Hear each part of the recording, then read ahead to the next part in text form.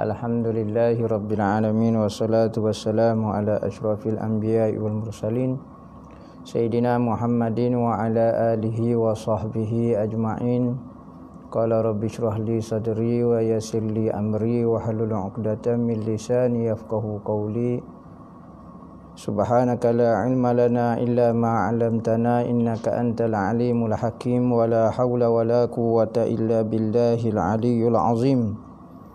Nawaitu ta'allum wa ta'lim wa tazakkura wa tazkira wa naf'a wal intifa' wal ifadah wal istifadah wal hasa ala tamassuki bi kitabillah wa sunnati rasulih wa du'a ilal huda wa dalalata ala al khair ibtigha'a wajhillah wa qurbihi wa sawabihi subhanahu wa ta'ala. Allahumma inni as'aluka ilman ladunni wa mashraba safihani ya wahabu ya ghani. Qala al-muallif rahimahullahu ta'ala wa nafa'ana bihi wa bi'ulumihi fid dharain amin. Rabbi yasir wa la tu'asir wa tammim bil khair wa la hawla wa la quwwata illa billahil aliyyil azim. Amma ba'du. Assalamu alaikum warahmatullahi wabarakatuh. Katanya pengarang rahimahullahu ta'ala, berkata Al-Imam Abu Isa Muhammad bin Saurah At-Tirmizi dalam kitab dia Syama'il Muhammadiyah, sehinggalah perkataan beliau hadis yang ke-275, An Anas bin Malik anna Nabi sallallahu alaihi wasallam kana yusalli duha 6 raka'atin. Jadi hari ini kita nak bahas mengenai sembahyang sunat duha.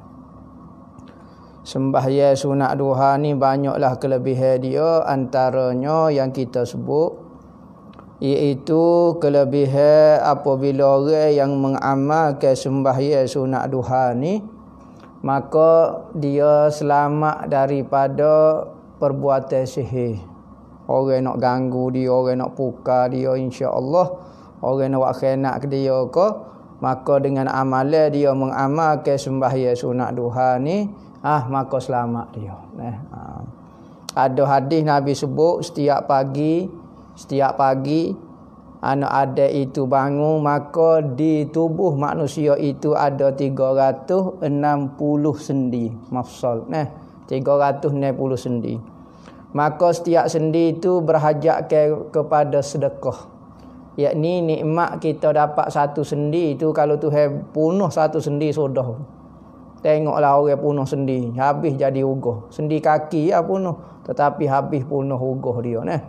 Maka setiap sendi yang Allah Ta'ala wi kepada anak Adam 360 tu nak kepada sedekah. Sebagai balasan kepada nikmat sendi itu 360, maka Tuhan minta sedekah. Lagu mana? Katanya Nabi, tasbih itu sedekah, takbir itu sedekah, amar ma'ruf sedekah, nahi mungkar sedekah, gini sedekah. Akhir sekali Nabi kata, cukuplah untuk 360 sendi itu minta sedekah dengan 2 rakaat yang kamu sembahyang pada waktu duha. Sembahyang sunat duha menampung segala sedekah-sedekah yang diinginkan oleh sendi-sendi kita 360 tu. Katanya Sayyidina Anas bin Malik, sesungguhnya Nabi SAW sembahyang duha 6 rakaat. Kita sebut dah sembahyang duha 2 rakaat, paling tinggi 12 rakaat. Tetapi yang paling afdal adalah 8 rakaat. Musim-musim Covid ni buat 4 rakaat, lepas pada tu buat 4 rakaat. Cukuplah 8 rakaat. An Abdurrahman bin Abi Layla qala ma akhbarani ahadun annahu ra'an Nabi sallallahu alaihi wasallam yusalli duha illa Ummu Hani. Fa innaha hadasat anna Rasulullah sallallahu alaihi wasallam dakhala baitaha yauma fatihi Makkah faghtasala wa sabbaha 8 raka'atin ma ra'aituhu sallallahu alaihi wasallam shalla salatan qattu akhaffa minha ghaira annahu kana yutimmur ruku' was sujud. Daripada Abdurrahman bin Abi Lailah, berkata ia, tidak pernah ada seorang pun memberitahu kepada saya, tak pernah saya dengar seorang memberitahu kepada saya yang ia pernah melihat Nabi sembahyang duha, kecuali nama Ummu Hani. Ummu Hani ni sepupu Rasulullah, kakak kepada Sayyidina Ali, Ummu Hani ni. Jadi Rasulullah, katanya Ummu Hani, dia menceritakan, dia kata Rasulullah ketika mari pembukaan kota Mekah masa tahun 8 Hijrah. Lepas Rasulullah duduk di Madinah selama 8 tahun, maka Allah Ta'ala beri rezeki kepada Rasulullah dapat menawar kota Mekah semula, kampung dia semula.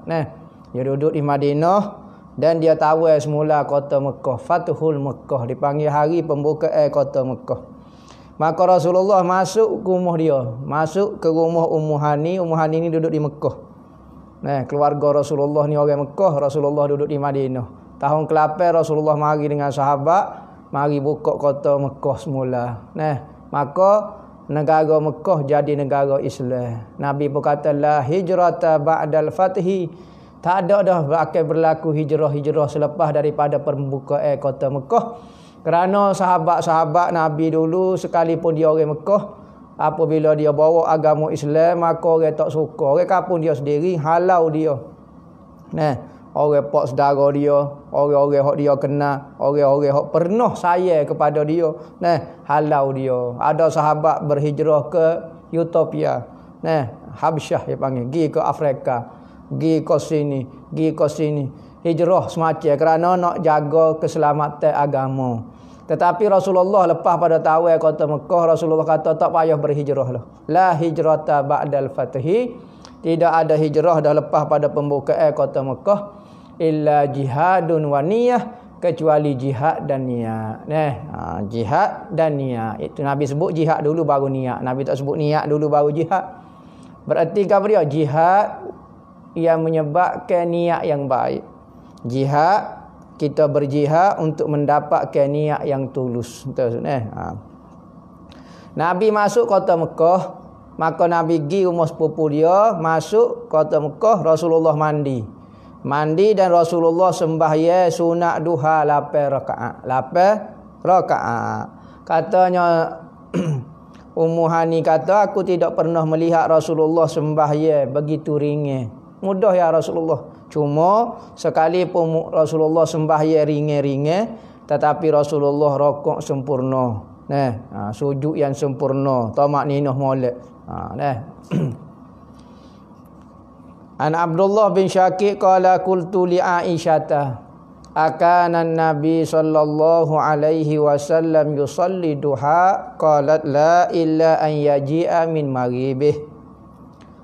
Berkata Abdullah bin Syakir, berkata ia, aku pernah bertanya kepada Sayyidina Aisyah, adakah Rasulullah pernah sembahyang duha? Sayyidina Aisyah kata tidak, kecuali ketika dia datang daripada musafir. Rasulullah tu musafir, ketika dia sampai pada tempat dia pada waktu duha, maka Rasulullah barulah sembahyang duha. Kalau duk hari-hari biasa Rasulullah tak sembahyang duha, katanya Sayyidina Aisyah. Kita sebut dah Rasulullah ini ibadat dia lagu ni. Time dia nak sembahyang dia sembahyang, time dia tak sembahyang dia tak sembahyang. Time dia puasa dia puasa, time dia tak puasa dia tak puasa. Nak mengajar kepada umat yang mana kita jangan terlalu bergantung dengan amal kita, bergantung dengan Allah. Supaya hati kita sentiasa bergantung dengan Allah. Yang menyebabkan kita masuk dalam syurga adalah rahmat kasih sayang Allah. Tetapi buatlah amal, tetapi jangan bergantung dengan amal. Buat amalan, nak sembahyang duha, nak puasa, bagus benda lagu tu, tetapi jangan bergantung dengan amalan. Maka Rasulullah tunjuk lagu mana kadang-kadang Rasulullah tinggal juga. Ni jadi semua perbuatan Rasulullah, kita jangan kata Rasulullah malah ada semaya tu. Bukan, Rasulullah nak mengajar syariat kepada umat yang supaya umat dia jangan terlalu bergantung. Dan takut Rasulullah kata sembahyang ni jadi kewajib dah duha ke ataupun gini Maka nak ajar kepada umat yang benda ini ibadat tapi pergantungnya kita mesti kepada Allah Taala semata-mata. Maka katanya Sayyidina Aisyah, Rasulullah tak maya duha kecuali ketika sapa daripada musafir. Dan Rasulullah kalau sapa daripada musafir, Rasulullah akan sembahyang sunat kudum safar dipanggil. Sampai daripada musafir, Rasulullah akan semaya di masjid dia dan Rasulullah pun pergi kepada rumah Sayyidina Fatimah. Lepas pada pergi rumah Sayyidina Fatimah, anak perempuan kesayangan dia, Rasulullah sayang semua anak perempuan dia. Tetapi Fatimah ni lah yang duduk lama dengan dia, sehingga ke Rasulullah wafat, dialah isteri-isteri anak-anak Rasulullah semua meninggal sebelum daripada Rasulullah meninggal. Kecuali Sayyidina Fatimah, dia sempat melihat ayah dia meninggal. Maka Sayyidina Fatimah lah yang duduk lama dengan ayah dia. Tu Sayyidina Fatimah. Lepas pada rumah Sayyidina Fatimah, barulah Rasulullah pergi kepada rumah isteri-isteri dia lah. Kalau giliran siapa dia, masa tu lah. Maka Sayyidina Aisyah pun tengok lagu tu. Maka ada riwayat kata sembahyang sunat safar daripada musafir, kudum safar. An Abi Sa'id Al-Khudri qala kana Nabi sallallahu alaihi wasallam yusalli duha hatta naqula la yad'uha wa yad'uha hatta naqula la yusalliha. Daripada Abi Sa'id Al-Khudri berkata ia adalah Nabi sembahyang duha. Rajin dia sembahyang duha sehingga ke kami sahabat kata Rasulullah ni tak pernah tinggal sembahyang duha. Dan Rasulullah tinggal sembahyang duha, tak sembahyang duha sehingga ke kami kata Rasulullah tak semaya dah kali duha, tak pernah semaya dah, nampak lama dah Rasulullah tak semaya. Jadi kita sebut dah bab sembahyang duha ni kerana benda ni sunat. Kalau benda sunat maka tak sama dengan fardu. Kalau fardu ni Rasulullah tak pernah tinggal. Kalau ada berlaku kita Rasulullah tinggal sembahyang fardu, itu nak mengajar syariat seperti Rasulullah tertinggal sembahyang subuh, Rasulullah tertinggal terlepas sembahyang asar, contohnya lah. Maka semua tu nak mengajar umat bagaimana cara nak qada sembahyang kalau kita terlepas sembahyang. An Abi Ayyub Al-Ansari, Abu Ayyub Al-Ansari. Ni orang Al-Ansar ni orang Madinah berarti. Jelas dia orang Ansar. Dialah rumah dia lah tempat Rasulullah duduk selepas Rasulullah sampai daripada kota Mekah berhijrah ke kota Madinah. Maka di rumah Abu Ayyub Al-Ansari inilah Rasulullah duduk singgah. Kerana tak ada rumah lagi Rasulullah. Sementara tunggu siap masjid dia dan rumah-rumah dia, maka Rasulullah duduk di rumah Abu Ayyub Al-Ansari. Banyak bulan jugalah, 18 bulan ke berapa tak ingat dah hamba, duduk di rumah Abu Ayyub Al-Ansari. Ni sahabat Rasulullah. Rasa dalam internet ada sebut, ada tengok dia kata rumah Abu Ayyub Al-Ansari ni masih ada. Lah ni pun kerajaan tak butuh lagi berkali. Nampak ada lagi kesel-kesel. Tak tahu tu gambar lama dah ke. Ada gambar rumah Abu Ayyub Al-Ansari ni. 2 tingkat rumah dia Tepat Rasulullah tupai berteduh. Rasulullah duduk sebelah bawah, Abu Ayyub duduk sebelah atas. Akhir sekali Rasulullah kata Abu Ayyub, ya Rasulullah mu duduk sebelah atas, aku duduk sebelah bawah lah. Kerana tak tergamuk. Abu Ayyub Al-Ansari ada kata tak berjalan atas rumah dia, mengesok sebab Rasulullah duduk bawah, segarnya berjalan dia. Mengesok dia duduk atas rumah tingkat atas. Tu sahabat, kelakuan sahabat dengan Rasulullah. Begitu mulia kan dia Rasulullah. Dan sahabat tidak pernah memandang Rasulullah itu sebagai orang biasa-biasa ya. Tak. Sahabat kalau di hadapan Rasulullah sehingga orang kafir kata tak pernah aku tengok satu bangsa yang memuliakan seorang kecuali ashabu Muhammadin Muhammadah. Sebagaimana membesarnya, sebagaimana menghormatinya sahabat-sahabat Muhammad kepada Muhammad.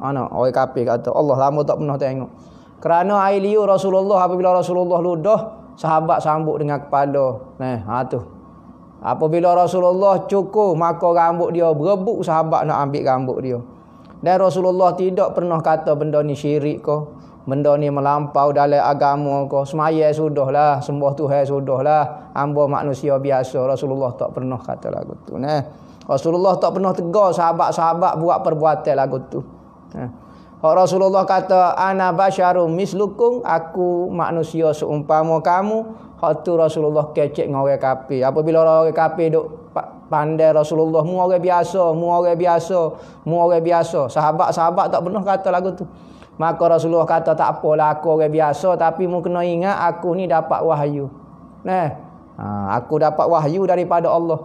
Maka Rasulullah ulai perkataan yang disebut oleh orang kafir. Kamu basyarum mislukum, aku manusia seumpama kamu. Tapi sahabat-sahabat tak pernah berkata Rasulullah seumpama dia. Maka Abu Ayyub Al-Ansari kata anna Nabi sallallahu alaihi wasallam kana yudminu arba'a raka'atin inda zawali syamsi.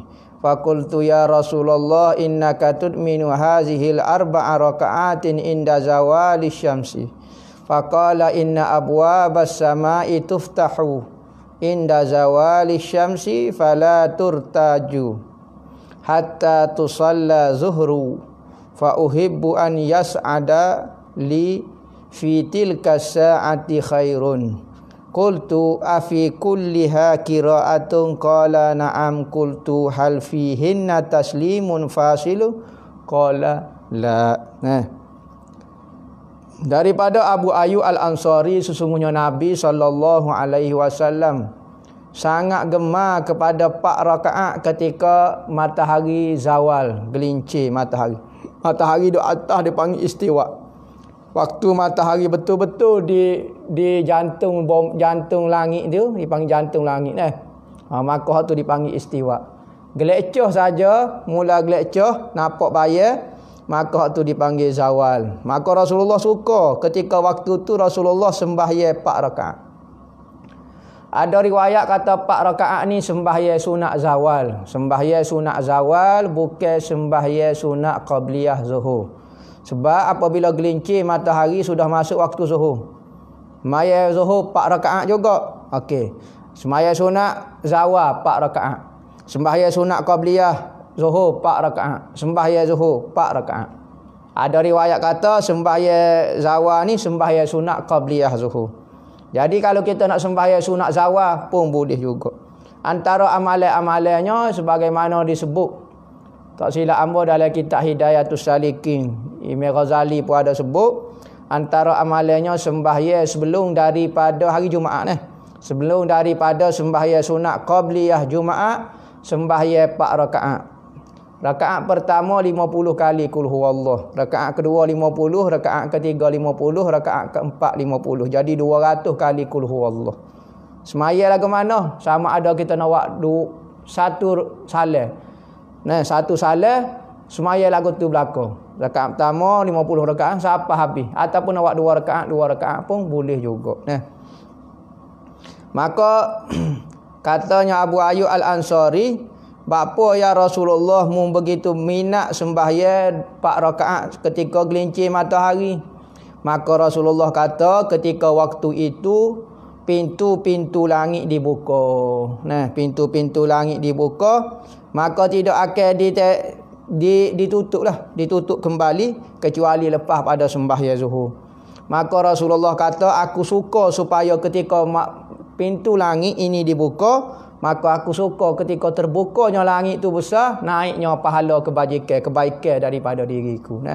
Katanya ulama, bagi setiap manusia itu ada pintu tempat wak naik kebaikan dia dan tempat wak naik kejahatan dia. Kalau orang baik apabila dia meninggal, maka pintu langit untuk wak naik kebaikan dia akan menangis. Menangis dah, tak ada dah kebaikan orang akan wak naik, malaikat tak wak naik dah kebaikan dia.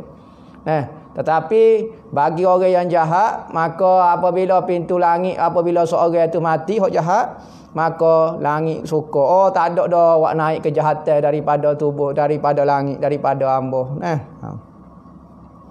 Maka ada riwayat kata ketika matahari tengah-tengah berdiri itu adalah ketika neraka ni dipanaskan.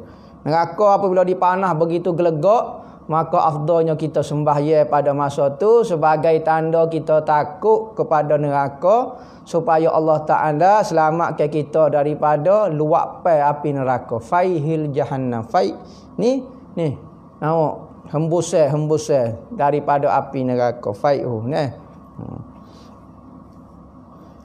Maka katanya Abu Ayyub Al-Ansari, adakah setiap 4 rakaat itu kena baca surah kah? Katanya Rasulullah, ya. Maka katanya aku lagi, adakah padanya ada risalah yang menceraikan, yakni ada sembahyang, ada buat 2 rakaat, berarti risalah patut buat 2 rakaat ke? Tak, berarti Rasulullah buat 4 rakaat direct. 4 rakaat direct Rasulullah buat sembahyang sunat duha. Sembahyang sunat zawal. Lah ni kita mengaji banyak dah sembahyang. Terlalah buat so biar dalam hidup kita teradah buat. Kerana apa? Kerana katanya Imam Nawawi di dalam kitab azkar dia, dia kata hendaklah siapa dia yang belajar mana-mana ilmu, hendaklah ia beramal dengan apa yang ia belajar, sekali saja dalam hidup dia. Sekali saja kita buat, sekali saja dalam hidup kita, supaya semaya sunat zawal ni misalnya kita belajar dah, kita buat sekali. Kerana supaya terlepas kita daripada golongan orang yang tidak beramal dengan ilmu. Beramal sekali pun jadi dah.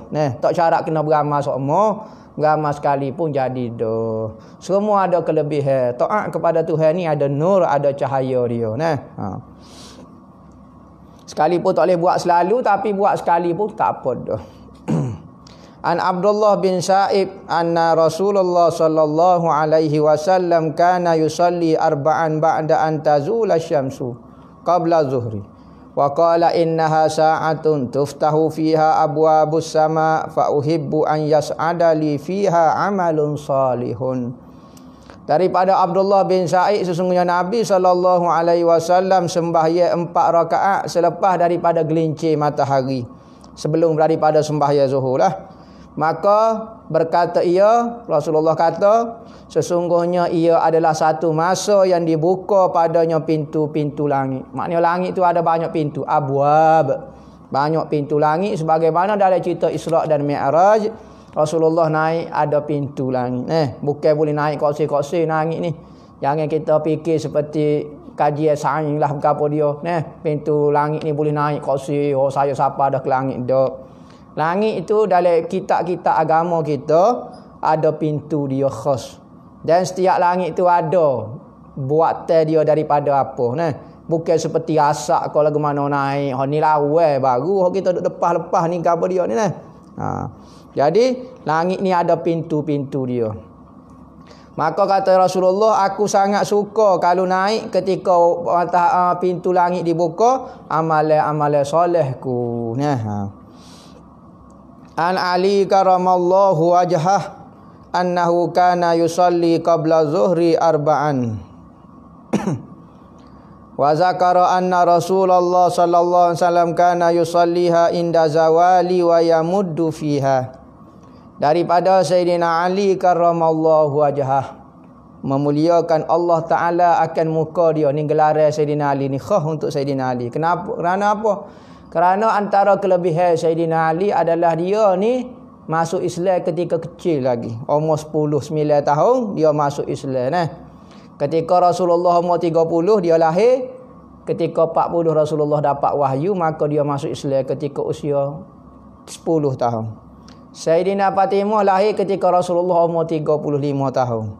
Berarti jarak usia di antara Sayyidina Ali dengan Fatimah hanyalah 5 tahun. 5 tahun jarak dia.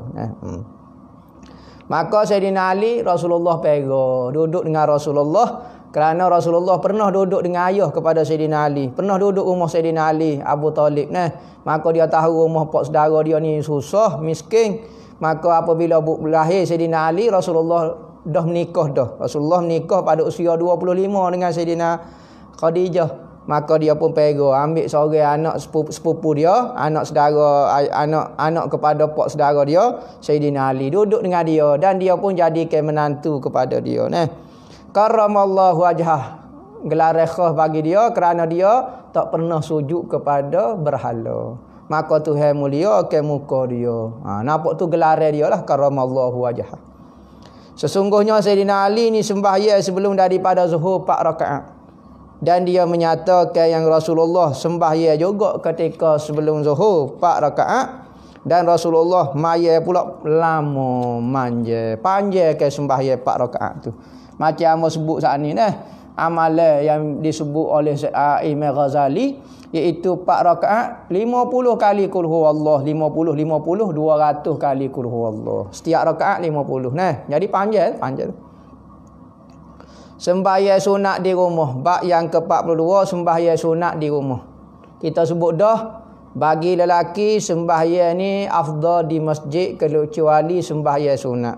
Lelaki afdalnya ada kata wajib ke atas pendapat khilaf ulama, semaya bagi dia adalah afdal di masjid. Biasa-biasa kita sendiri, anak kita ke, siapa dia ke yang lelaki sembahyang di masjid. Tetapi sembahyang sunat biasa buat di rumah. Buat satu kawasan dalam rumah, jangan depan orang ke apa dia ke, tepat depan TV ke. Buat satu kawasan untuk kita sembahyang supaya tak terganggu. Tapi kalau rumah kita sepik, rumah kita tak selesa ke apa, kita buatlah dalam bilik kita ke. Semayalah tempat selesa. Sembahyang sunat afdal di rumah. Kecuali ada berapa sembahyang lah. Tu khah. Daripada An Haram ibni Muawiyah an ammihi Abdullah ibni Sa'din qala sa'altu Rasulullah sallallahu alaihi wasallam anis salati fi baiti was salati fil masjid faqala qad tara ma aqraba baiti minal masjid fala an usalli fi baiti ahabbu ilayya min an usalliya fil masjid illa an takuna salatan maktubah. Abdullah bin Sa'ad bertanya kepada Rasulullah mengenai sembahyang di rumah dan sembahyang di masjid. Maka Rasulullah kata, kamu tak lihat ke rumah aku? Rumah aku ni dekat sangat dengan masjid. Bahkan berkapuh sekali dengan masjid. Katanya Rasulullah, sekali pun rumah aku dekat dengan masjid, tetapi aku lebih suka sembahyang di rumah. Maya sunat lah. Kecuali sembahyang fardu. Sembahyang fardu aku sembahyang di masjid, maya sunat aku sembahyang di rumah. Sekali pun rumah hamba dekat, hamba sembahyang juga dalam rumah. Habis bab sembahyang sunat Rasulullah. Sekarang masuk bab yang ke-43, puasa Rasulullah. Ni ibadat Rasulullah, suruh kita pilih. Kita minat ke apa dia? Kalau kita minat sembahyang, gomo bab sembahyang. Kalau kita minat bab puasa, puasalah. Maka puasa-puasa ini amalan-amalan nama yang dibuat orang-orang zaman dulu sebelum Nabi Muhammad pun puasa juga. Bahkan agama-agama lain dulu sebelum daripada agama Islam, Hindu misalnya. Hindu ni dah 3000 tahun. Islam baru 1400, 1400 lebih. 1440, 1500 lah kita kata. 1500. Hindu ni dalam 3000 tahun. 3000 tahun, 2 kali ganda lagi. Sebelum lepas pada Hindu, timbul daripada agama Hindu satu agama dipanggil Buddha. Buddha ni dia asalnya Hindu tapi dia tak puas hati dengan cara dalam agama Hindu, iaitu ada kasta-kasta kasta Brahmana, Brahma, Ksatria, nama jodoh belaka Wisha lah, Siva, apa dia apa nama Rima, Parya lah, apa dia. Maka apabila ada kasta lagu tu, timbul seorang anak raja, nama dia Gautama Buddha. Dia tak puas hati, maka dia buat satu agama pula dipanggil agama Buddha. Adalah ajaran dia, ajaran lapis, jalan lapis, tikak lapis lah, macam-macam Maka dalam agama-agama dulu juga ada ibadat dipanggil puasa. Puasa ni sebagaimana tempat kita di Malaysia secara khususnya ada dah, sebab kita sebelum kedatangan agama Islam. Ada riwayat kadang-kadang pada tahun 11 Masihi, berarti dalam 900 tahun lepas mari. Seperti batu bersurat ke apa. Ada riwayat kata Islam sampai ke tanah Melayu kita pada zaman Khalifah Saidina Osman. Ada riwayat kata lagu tu, banyaklah sejarah-sejarahnya. Tetapi apabila mari Islam ke tempat kita, ada dah rupanya ibadat tak makan, tak minum dan tidak sentuh perempuan. Dipanggil puasa. Sebab itulah apabila mari syariat untuk puasa pada bulan Ramadan, Maka kita panggil, tak panggil bulan Ramadan, kita panggil bulan puasa. Puasa tu puasa lah. Puasa tu satu amalan iaitu tak makan, tidak minum dan tidak menyentuh perempuan. Orang dulu. Maka puasa ni banyak kelebihan lah. Banyak sangat kelebihan dia. Kerana apa? Kerana puasa ini seolah-olah kita manusia ni gini, kita mudah. Terdiri daripada dua. Rohani, ruh. Ruh dalam kita. Rohani dan jasmani. Ni tubuh jasmani. Jasmani ni untuk kita sihat, kita perlu makanan yang sihat untuk menyebabkan tubuh kita sihat. Mana kalau rohani, dia ada makanan dia juga. Lagu mana? Apabila rohani dia tu kuat, jasmani tu dia lemah, maka orang tu menjadi orang rohani. Kita kalau kita kuatkan jasmani kita, maka kita menggunakan kekuatan jasmani. Kekuatan jasmani tak kuat, nak akak kereta rebah tak boleh. Nak pergi ke Mekah dalam masa 1 detik tak boleh. Sebab apa? Rohani tak, jasmani tak boleh pergi lagu ni. Jasmani unggas setara mana pun tak boleh pergi. Tetapi kalau dengan kekuatan rohani kita boleh pergi ke Mekah dalam masa 1 detik. Sebab tu ulama-ulama dulu puasa. Puasa kerana nak menguatkan rohani dia, nak melemahkan jasmani dia. Lemah jasmani, rohani pun kuat, maka kita guna kekuatan rohani untuk buat apa-apa. Sebab tu amalan orang-orang dulu puasa. Bahkan dalam Islam pun mengajar kita puasa. Kelebihan banyak sekali. Bahkan amalan tok guru kita pun puasa. Ada orang, ada tok guru tu buka pondok. Puasa dia ke apa dia? Makan ubi. Tak boleh makan benda berdarah, makan ubi saja. Makan ubi ni, ubi-ubi ni. Lama mana dia puasa? 56 tahun. Nak buka pondok. Maka apabila dia buat amalan lagu tu, jadilah pondok dia pondok yang sangat besar, pelajar puluh-puluh ribu, berpuluh tahun dah. Barakah dan karamahnya dia. Ada Syekh Abdul Qadir Jailani berpuasa 3 tahun. Pertama minum air sungai, minum air sungai. Tahun pertama minum air sungai. Tahun kedua kering air sungai, makan pohon-pohon kayu, daun kayu, makan daun kayu. Tahun ketiga kering habis daun kayu, tak makan, tak minum selama setahun. Ni mujahadah orang dulu Dengan berkat puasa, rohani kita semakin kuat. Sebab itulah antara amalan kita, bahkan orang Melayu kita, ke orang Arab sendiri pun, apabila nak amalan yang hebat-hebat, hebat ni Allah Ta'ala. Tetapi itu hewi kehebatan kita sebagai khalifah atas muka bumi. Jin tak boleh buat, orang lain tak boleh buat, manusia boleh buat, iaitu puasa. Ni kelebihan hak Nabi Muhammad ajar macam-macam kelebihan puasa yang dibahaskan oleh ulama dan yang sudah dipraktik oleh ulama dan berkesan Tapi pok kita malah nak puasa.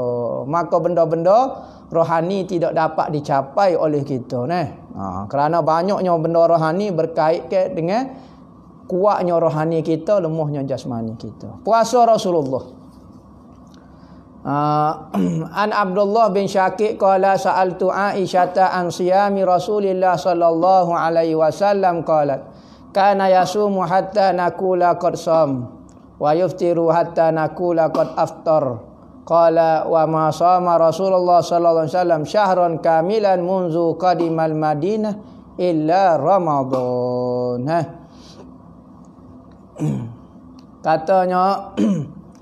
Katanya Abdullah bin Syakik berkata, aku bertanya Sayyidina Aisyah mengenai sempuasa Rasulullah sallallahu alaihi wasallam. Puasa kita sebut sebab tu bulan Ramadan kita panggil bulan puasa tu, puasa. Kau dok kita kata saja aku puasa. Boleh kau dok puasa boleh, bahasa kita sah hukumnya Tanya Sayyidina Aisyah mengenai apa dia? Puasa Rasulullah. Maka berkata Sayyidina Aisyah, Rasulullah ni kalau dia puasa, maka puasa semacam, sehingga kita kata Rasulullah puasa semacam. Dan Rasulullah ketika dia berbuka, sehingga kami kata Rasulullah buka semacam, tak aja puasa dah. Berkali malah okey puasa, berkali Jadi Rasulullah tu kita sebut dah semaya pun lagu tu, puasa pun lagu tu. Ibadat Rasulullah mudah buat dengan penuh penghayatan, buat dengan penuh perasaan dan tahu. Ada orang buat dengan perasaan tak tahu, maka dia tidak dapat memahami benda tu Bapa kita tengok orang boleh duduk depan handset 3-4 jam duduk tekan kek tok Tapi kita bengong, kita pening apabila kita baca dalam kita cerita wali-wali Tuhan boleh orang semaya 3-4 jam. Boleh orang baca Quran 3-4 jam, tak puas-puas. Apabila kita tengok orang main handset, tak puas-puas. Orang tengok TV tak puas-puas, maka orang setiap orang tu ada cita rasa, ada minat dia. Maka minat kepada Allah. Orang tak minat kepada Allah, dia tak boleh buat benda-benda lagu ni. Bahkan dia melawan pula. Orang yang kata sembah ya jolo kau dia pun tak percaya sebab dia pun tak ajar buat. Dia pun tak boleh berdiri siapa berjajah.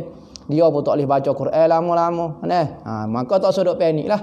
Orang kata sembah ya 1000 rakaat kau. Saya baca Quran sekali khotam, 2 kali khotam sehari, 3 kali, 4 kali, 8 kali khotam sehari pun ada juga. Tak sedok tanya diri kita. Jangan banding dengan diri kita yang malas, dengan penuh nafsu diri kita.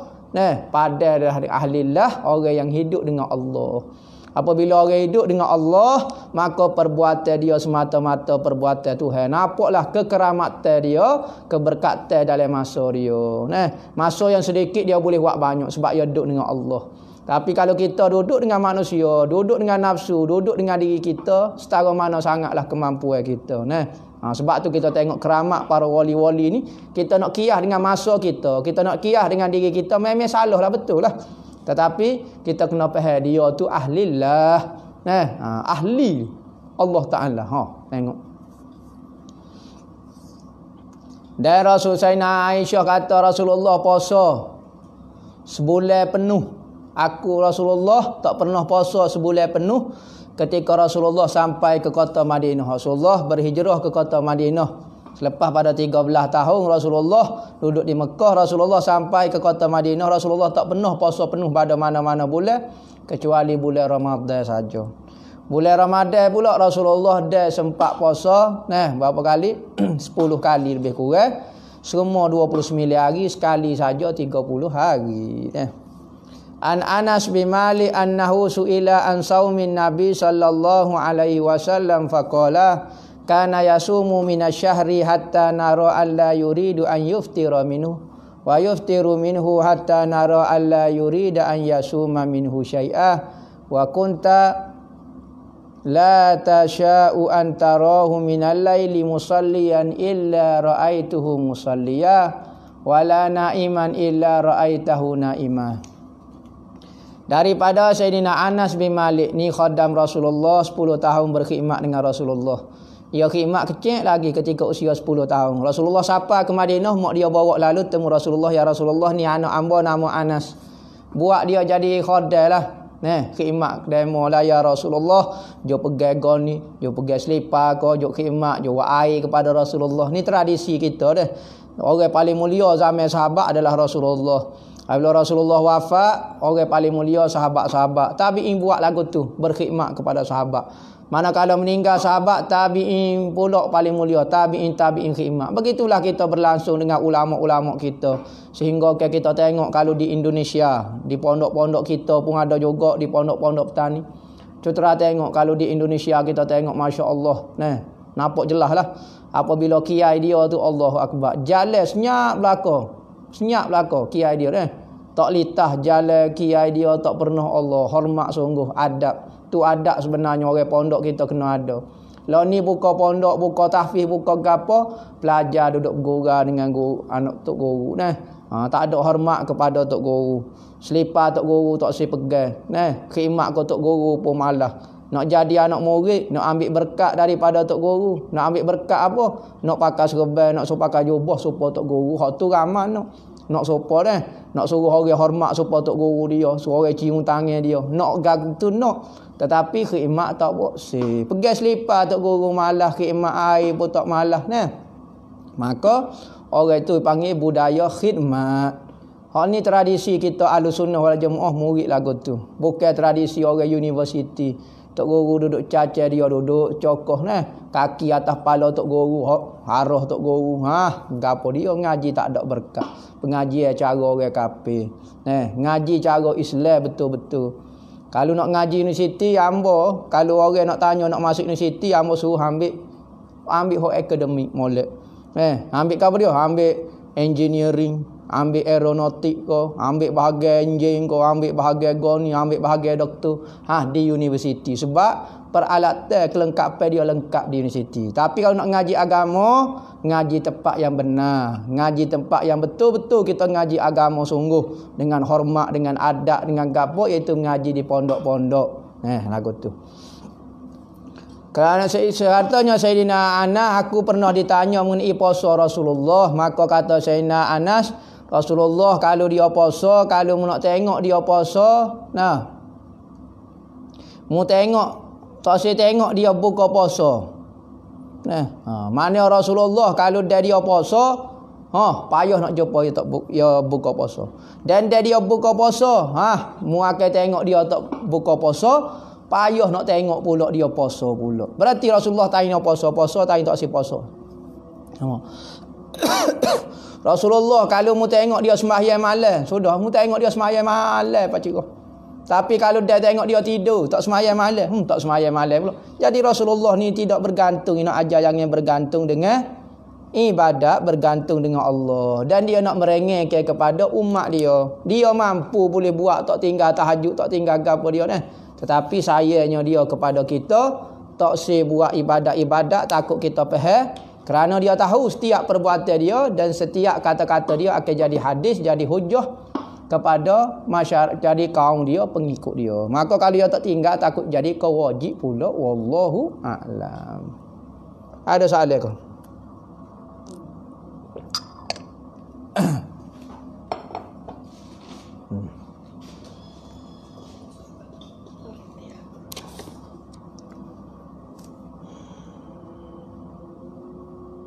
Apakah pandangan ustaz mengenai akad nikah online? Akad nikah online Akad nikah ni asalnya kena ada dalam satu majlis. Kalau seorang tu misalnya suami ataupun wali kau gapo dia tak boleh hadir dalam majlis, maka dia kena wakilkan kepada sesiapa yang ada dalam majlis itu untuk buat majlis akad nikah. Majlis kan nama majlis dia satu majlis. Tetapi lagu mana? Dia tak wakil ke, dia nak buat online. Dia buat tengok di internet lah cara dia lah, video conference kau apa dia. Nama nak akad direct gitu melalui online. Boleh kau tidak? Hak ni muzakarah fatwa kata sah hukum dia, tapi dengan ada syarat lah. Seperti tidak ada sebagai penipuan. Jelas apa semua, borek kau apa dia apa semua. Benda tu live bukan apa dia, bukan apa dia panggil, bukan rekod kau apa dia. Tu ada syarat-syarat dia dah. Maka kalau cukup syarat, maka hukum dia sah nikah melalui online.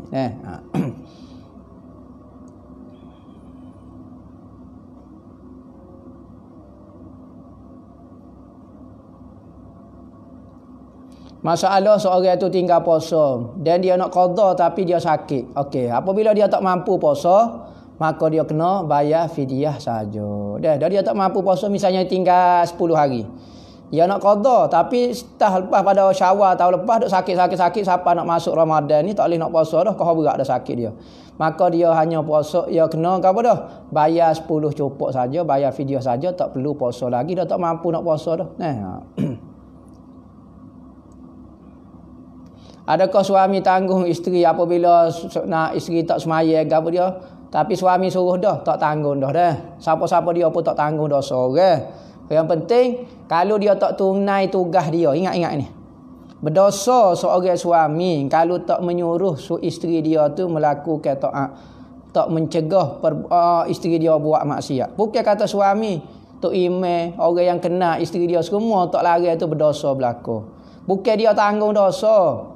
Tanggung dosa tak semayang dak, dia berdosa kerana tak lari itu sahaja. Tapi kalau dia dah tunai dah tugas dia lari dah, tetapi isteri tu tetap tak semaya, maka dosa tak semaya tu isteri dia lah tanggung. Ya dulu lagi isteri dia tak semaya, dia isteri dia lah tanggung. Cuma kalau dia tak tegar, hak tu tugas dia. Nah, kalau dia tak tegar dosa, kalau dia tegar tak dosa dah. Nah.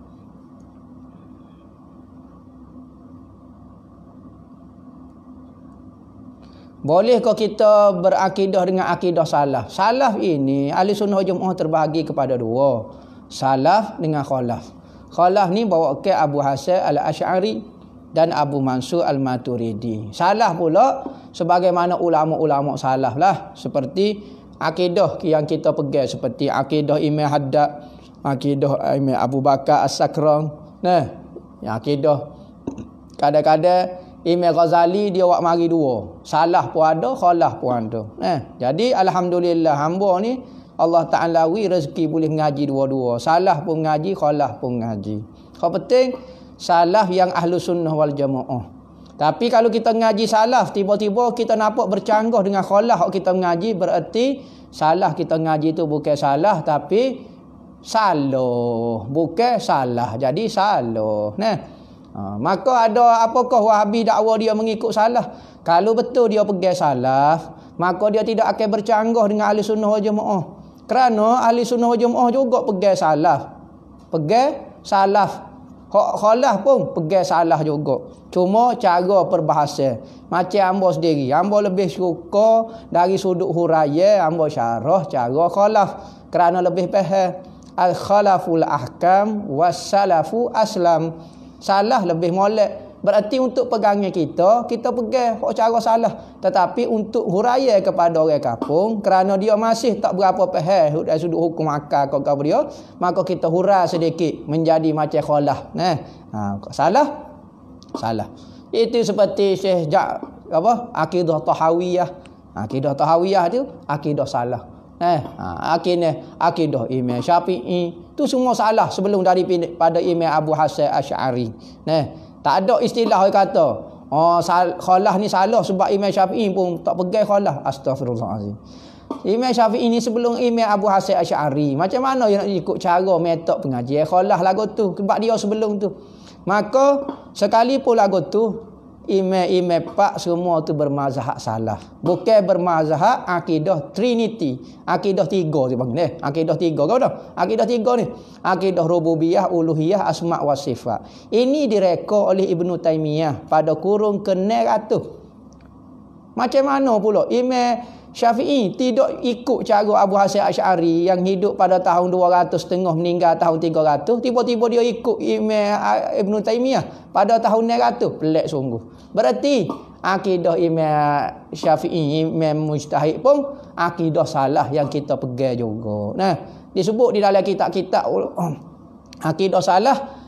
Akidah Imam Syafi'i serupa dengan akidah kita belaka. Bahkan Imam Syafi'i kata al-mujassimatu kufru.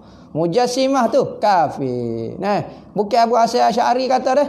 Imam Syafi'i pun kata.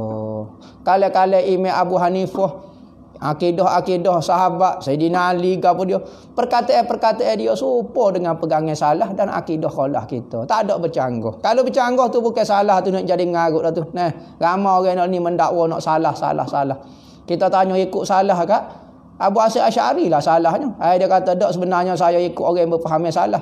Dia hidup tahun berapa? Tahun 1400. Allahu akbar. Orang ni tahun berapa? Jauh jelas. Jadi terkeliru. Jauh sangat. Jadi apabila jauh, kemungkinan salah tu banyak.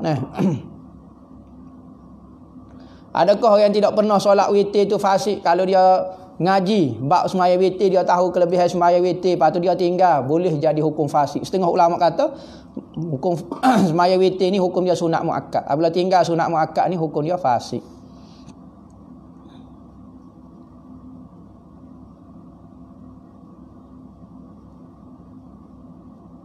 Kita niat puasa sebulan, tiba-tiba tiap hari ada terlupa. Adalah terlupa. Maka terlupa batal puasa kita. Menurut mazhab kita kena puasa tiap-tiap malam. Tapi malam pertama saya niat dah sebulan. Maka puasa tu lagu mana? Puasa tu batal menurut mazhab kita. tetapi masih dapat pahala. Kerana menurut mazhab Maliki, puasa kita sah kerana kita niat dah sebulan. Kena qada, tetaplah kena qada lepas pada Ramadan, kena qada pula. Kalau kita tak niat sebulan, maka hari itu daulah Syafi'i tak sah dah. Sebulan pun tak ada, maka hari hok kita tinggal niat tak boleh pahala langsung. Tu saja beza dia. Bukan tak payah qada, kena qada pula dah. Masalah takbir yang pertama, takbir ketiga baru sah. Hak ni gini masalah dia, gini. Masalah kita akad takbir molek dah. Kita pun akad takbir kali kedua. Takbir kali kedua membatalkan takbir yang pertama. Maka semaya itu sah, tak sah sebab dua kali takbir. Takbir kedua ni bukan nak suruh jadi semaya, nak batalkan takbir kedua. Maka takbir ketiga baru jadi, baru niat hak baru pula dah. Takbir kedua ni tujuan nak membatalkan hak pertama. Hak tu kalau dia akad takbir molek belaka. Tapi kalau niat pertama, akad takbir yang pertama kita pun batal niat. Hati kita tak sah dah akad takbir. Maknanya kita tak sah semaya dah, maka batal semaya. Kita pun akad takbir yang kedua. Hak tu sah. Kita batal dulu. Bukan dengan akad takbir kita batal awal, maka takbir yang kedua pun sah dah. Tak syarat takbir yang ketiga nah. Apa hukum ucap di Bali kau Christmas? Gini masalah. Benda kalau tak ada kaitan dengan agama maka hukum dia harus. Tapi kalau ada kaitan dengan agama hukum dia haram. Kalau benda yang berkait, misalnya Christmas, misal contohnya lah ni ulama bahas, gapo dia maksud Christmas itu? Kenapa Christmas? Ada kata Christmas ni hari lahir Nabi Isa alaihi salam. Maka bagi maksud Christmas tu selamat hari lahir Nabi Isa alaihi salam, maka kita Nabi Isa kita hormat juga Nabi kita, maka boleh kita ucap. Tak salah. Bahkan Nabi Muhammad apabila sampai ke kota Madinah, orang puasa pada 9 Muharram. Maka Nabi dah tanya orang Yahudi ni buat apa puasa pada 9 Muharram? Dia kata Nabi Musa selamat daripada Firaun. Maka Rasulullah kata nahnu ahaqqu bi Musa minhum. Kita patut berhak merayakan kejayaan Nabi Musa berbanding mereka. Kalau dia puasa, kita kena puasa. Katanya Nabi aku puasa pada hari 10 Ashura dan hari ke-9. 2 hari pula Rasulullah semangat pula. Apa? Kerana Nabi Musa. Jadi boleh kita ucap. Kalulah maksud Christmas ni hari lahir Nabi Musa, Nabi Isa. Tapi kalau maksud dewa Christmas, tak boleh ucap lah jadi kafir. Kau gapo dia menghormati dewa dia tak boleh lah. Di Bali ni pula gapo dia maksud dia. Ulama khilaf pula. Jadi setiap hukum ni hukmu ala syai'in far'un an tasawwurih. Nak menghukumkan sesuatu mesti tergambar sesuatu tu gapo dia dulu. Di Bali ni gapo dia? Hari cahaya saja, iaitu perayaan lampu saja. Misal contohnya maksud dia perayaan lampu, maka tak ada masalah. Selamat merayakan hari lampu, tak ada masalah. Hari pasal lampu saja pacirah buat dia dah. Tak ada kaitan dengan dewa dia ke, sembah dewa dia ke, puja api ke gapo dia. Kalau benda lagu tu baru jadi haram dan boleh membawa kepada kafir. Maka ulama duk bahas khilaf tu lah. Bagi ada orang kata boleh, ada kata tak boleh. Cuma kalau benda tu tak perlu sangat, tak payah sebutlah. Tapi kalau benda tu perlu, ataupun uslub dakwah kita supaya orang kafir itu tak terlalu nampak rasi sangat kita ni tak apalah. Macam mana nak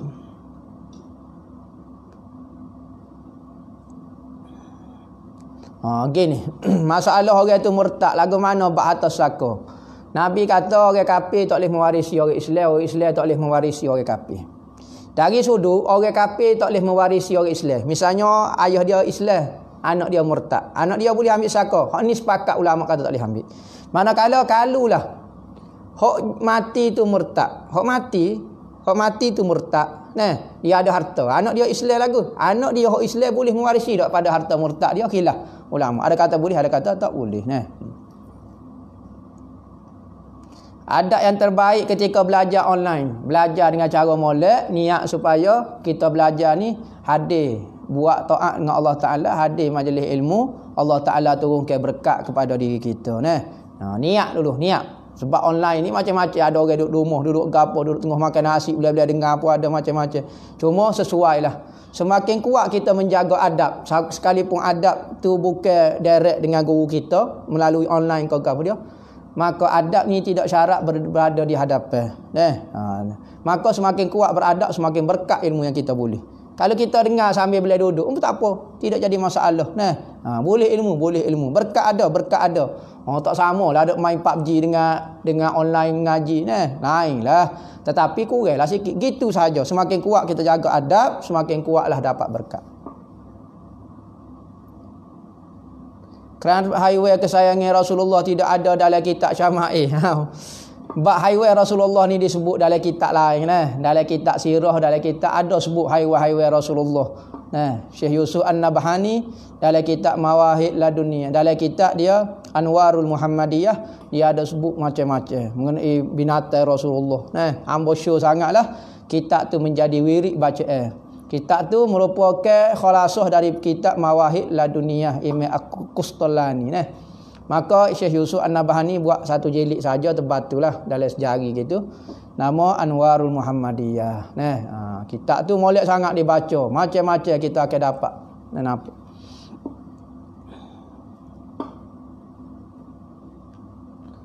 Kisah Nabi Guting jubah kerana nak ganggu kucing. Ni hamba tak tahulah. Ada kata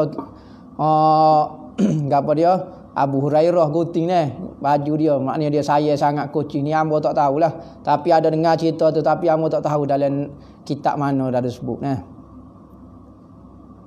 Sebelum tidur ni kita baca ayat kursi, kita baca Amanar Rasul. Surah yang dibaca ke sebelum tidur baca ayat kursi, baca Amanar Rasul, baca kuliah, baca 3 ku Allah, ku falak, ku zinah.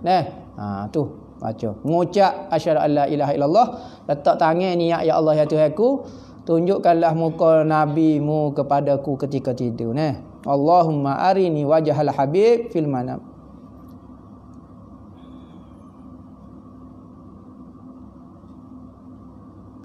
Macam mana kita nak jawab balik orang duk fitnah kita, kata kita ni sembah kubur lah, macam yang Wahabi fitnah. Gini masalah. Benda hak kita tak buat, orang duk royak ke apa, kita jangan duk terasa hati lah. Dia duk kata kita sembah kubur, kita syirik. Hak penting kita alhamdulillah mentauhidkan Allah, kita ziarah kubur sebagaimana Rasulullah sebut, sunat gi ziarah kubur. Dia duk kata ziarah kubur saja tu jadi syirik lah, apa dia sembah kubur, apa dia apa semua, ikut dia lah. Fitnah dia tidak memberi kesakit kepada agama kita, kepada hubungan kita dengan Allah dan Nabi Muhammad. Fitnah ni macam-macam. Nabi Muhammad pun orang fitnah. Macam-macam. Lebih-lebih lagi kita lah ni nak amalkan sunnah. Hak penting apa yang kita buat itu berdasarkan Al-Quran dan hadis yang difahami oleh ulama-ulama. Kita tidak rekod dah.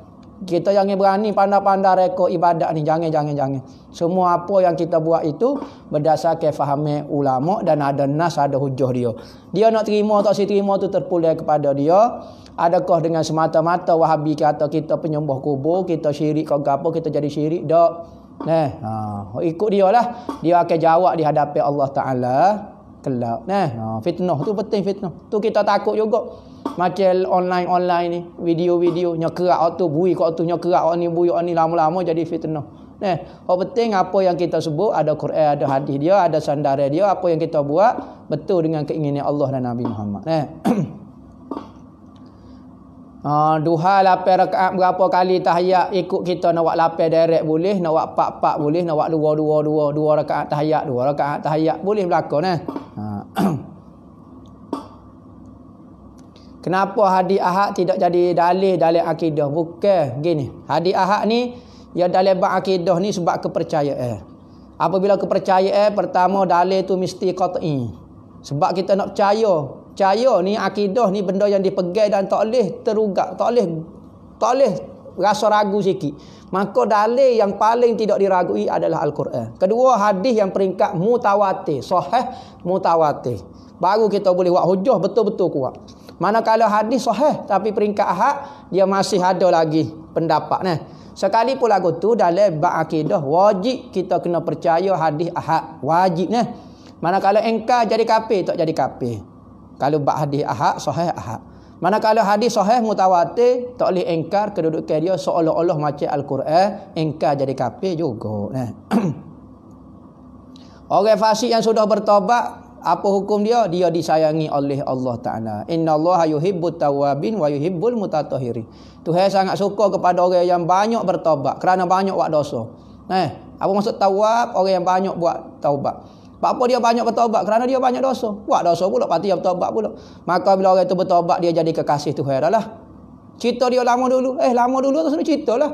Nabi Tuhan kata, aku suka, aku sayang. Bukan kata aku maaf. Aku sayang dah pula. Siapa dia nak disayang Allah, selalu-lalulah bertobat. Sekalipun kita selalu buat dosa, selalulah bertobat. Sehingga kita bosan dah buat dosa kerana banyak bertobat. Jangan kita bosan daripada bertobat kerana banyak buat dosa.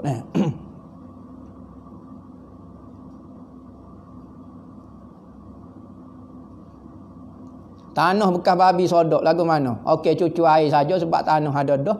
Cucu air pun sudah jadi samuk dah. Buat 7 kali serung beres dah. Adakah Nabi mempunyai hamba sahaya? Adakah boleh digauli seperti isteri kita sebut dah? Rasulullah ada seorang hamba nama Mariah Qibtiyah daripada Raja Mesir, hadiah kepada Rasulullah. Muqaykis hadiah kepada Rasulullah. Seorang hamba, 2 orang, dia ikut anak akak dia seorang, dia ambil seorang. Nama Mariah Al-Qibtiyah, orang Mesir. Maka dia tidur dengan hamba dia, tidur. Boleh gauli seperti isteri. Kerana hamba ni kita miliki seluruh tubuh dia. Kalau tidur tu nipis, kita boleh jual anak dia, tu hamba. Maka Rasulullah ada anak daripada hamba, iaitu Ibrahim. Untuk ilmu adab berguru ni banyaklah. Adab ni seorang murid dengan guru ni banyak martabat. Ada orang betul-betul nak jadi murid kita. Hak ni ada adab khas bagi dia. Ada orang semata-mata nak ambil berkat saja. Ada orang nak jadi anak murid online. Ada orang nak ambil poin-poin penting saja. Macam-macam ada peringkat. Maka kalau semakin betul-betul nak jadi murid, dia akan ada adab-adab khas. Maka adab ni dipanggil adatus suhbah. Dalam kitab-kitab tasawuf, bacalah bab adatus suhbah, bagaimana seorang anak murid dengan guru. Seperti mayat di hadapan pemandi mayat. Tak boleh nak kata apa dia, ikut saja guru dia kerana nak mewarisi semua ilmu guru dia, ahwal dan perasaan guru dia. Kalau kita banyak soal, banyak kritik, banyak tanya, bahkan ulama kata siapa dia yang bertanya kenapa kepada guru dia, maka tidak berjaya dalam perjalanan dia untuk sampai kepada Allah. Kita beli barang ke kawan secara hutang, lepas tu dia tak nak bayar. Wajib kau kita bayar ke gini lah ni. Kita pergi beli barang tu atas nama wakil dia ke kita pergi beli sendiri. Kalau kita wakil saya wakil kepada dia untuk membeli barang ni secara hutang. Maka bukan kita jual muamalah tu. Nampak kita beli, kita hanya wakil saja. Dia je bayar. Kalau hutang dia lah kena bayarnya. Hak tu kita wakil. Tapi kalau kita pergi beli, kita sendiri beli. Memang dia suruh beli ni. Tapi dia bukan wakil kita, tapi hamba beli ya. Lepas tu hamba nak jual demo pula. Kabar-kabar dia tak boleh beli. Dia tak bayar. Selok kita ya. Kita kena bayar. Hendak kita beli.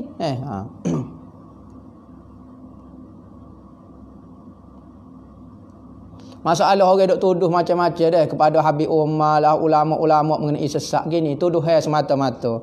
Apabila tuduhan benda tu tak berlaku saja, ingat orang ni kita buatlah baik setara mana pun, selagi mana tak ikut cara dia akan marah kepada kita, dia akan benci kepada kita. Maka tak boleh nak tutup mulut manusia. Yang penting lah ni kita perhati, kita ni betul ke tak, kita sesak ke lagu mana. Kalau kita sesak, cepat-cepat bertaubat kepada Tuhan. Tak seduk malulah dengan Allah Ta'ala. Cepat-cepat kembali daripada pendapat kita. Manakala kalau kita ni benar dah, orang duk kata tu, ikut dia lah, dia akan nilai, Allah Ta'ala akan catat semua apa yang kita buat. Tak usah takutlah. Tu semata tuduhan. Dia kata kita syirik, tak jadi syirik semata-mata.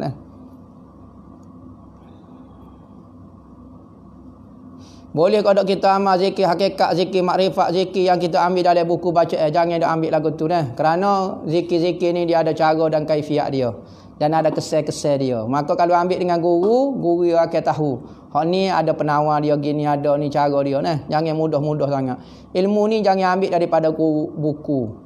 Ilmu ni mesti ambil daripada dada ulama. Sebab tu Nabi kata akhir zaman, apabila Tuhan nak hapuskan ilmu, Tuhan hapuskan ulama. Internet masih ada, banyak lagi internet. Buku-buku masih ada, tetapi ulama dah mati. Berarti cara mengambil ilmu dengan cara betul adalah dalam dada ulama. Kita mewarisi ilmu yang di dalam dada dia, bukan dalam kitab dah. Ilmu yang di dalam dada ulama. Itulah tradisi Ahlussunnah wal Jamaah dipanggil sanad pengajian. Sebab tu Ahlussunnah wal Jamaah daripada semenjak Nabi sampai sekarang sama saja fahamnya dia, kerana fahamnya dia bersanad. Berlainan dengan kumpulan-kumpulan sesat, tiba-tiba dia seorang fahamnya pelik kerana dia kebanyakan mengaji tidak bersanad. Nah.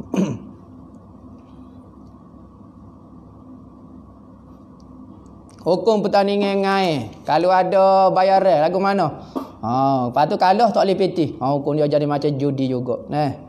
Kalau buat beli hadiah kau apa dia. Hukum dia tak boleh. Lainlah kalau benda itu hanyalah hadiah tu bukan daripada duit tu. Bukan daripada duit penyertaan. Duit penyertaan tu sebab kita nak buat pagar, nak buat apa dia, nak buat alat tel lah.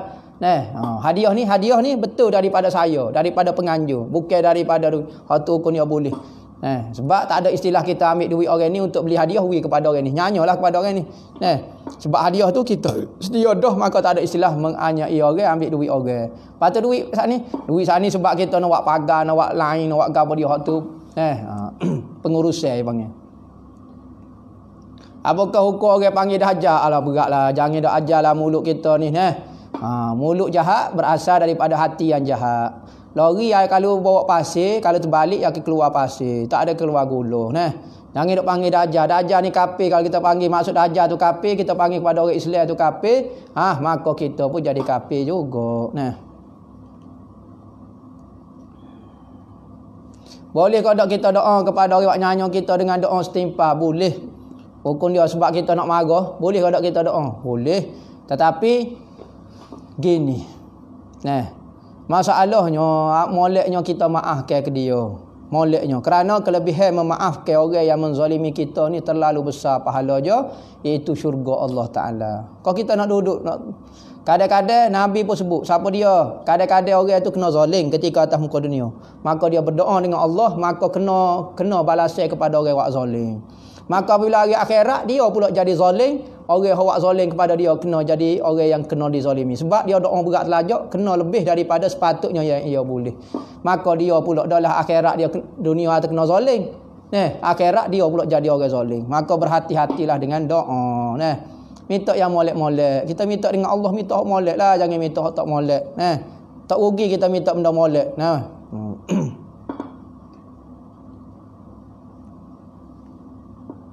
Kita ada ketika mimpi Rasulullah. Lagu mana tak tahu, benda tu duduk dalam mimpi. Kita akan berubah duduk dalam mimpi. Lagu mana? Itu rezeki lah masing-masing lah. Jumpa Rasulullah tu rezeki.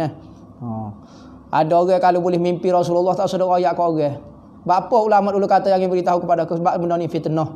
Kerana ada orang tak boleh mimpi Rasulullah, dia akan membohongi benda ni, mendustai benda ni. Dia kata karuk lah, menipu, kaya nak jadi syekh dah tu, kaya nak kata rapat Rasulullah lah, kaya selawat, macam-macam lah. Jadi afdalnya jangan beritahu kecuali kepada guru kita ataupun orang yang saya dan orang yang kita percayai. Cara berwuduk ketika puasa, cara wuduk macam biasa saja, cuma ketika khoma tu dah buat masuk air dalam hidung jangan melampau sangat. Kok kuat sangat. Orang lain supaya ketika tak puasa. Zikir selepas sembahyang fardu, tengoklah dalam kitab-kitab ada sebut macam-macam. Inna Allahumma antas salam, kau apa dia Cuma zikir yang kita buat biasa tempat kita lah ni, banyak kita ikut tariqah syatariyah. Cuma percampuran lah, ada hak daripada Nabi, ada hak tambahan daripada ulama. Maka benda pun tidak ada masalah kepada dia, benda boleh pahala berzikir kepada Tuhan.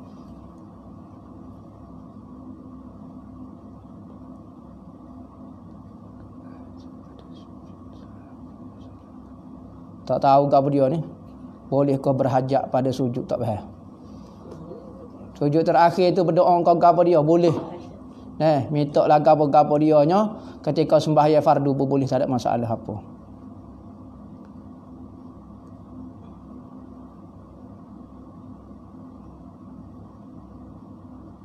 Gini, masalah warna hitam lagu mana kita sebut dah. Warna hitam pakaian bagi perempuan menarik kau tidak? Ada sebahagian wanita tu kalau pakai warna hitam nampak comel sangat dia pula. Nampak muka dia pun timbul, dia pula wak sendayu tinggi pula jadi kau comel style Arab lah apa dia. Style Abu Dhabi lah, style Khaliji lah, style begini kecek Arab terabu pun apa dia pakai baju Arab serba Arab. Wak gaya Arab bergina-gina apa dia. Hak tu jadi macam orang tak ada maruah orang Arab pula. Masuk pakai pakaian hitam ni, pakaian kusam, pakaian yang warna Pakai kalau kita pakai pudah ni hitam gitu je. Walaupun warna kelabu, tak syarat warna hitam. Dalam hadis Nabi sebut sahabat-sahabat apabila turun ayat Quran bab hijab, maka muslimat kita seperti ghurabisud. Burung gagak hitam. Sebab asal orang Arab ni tak pakai telekung juga. Siapa dia kata, ni purdah ni mari daripada bangsa Arab. Tak, dia mari daripada Islam. Islam aja tutup muka ni. Bak zaman dulu orang Arab ni ada pakaian dia tapi tak tutup juga supaya tolonglah. Siapa dia kata waktu tutup debu lah apa dia ada tu mengaruk tu. Waktu daripada Islam bukan daripada Arab.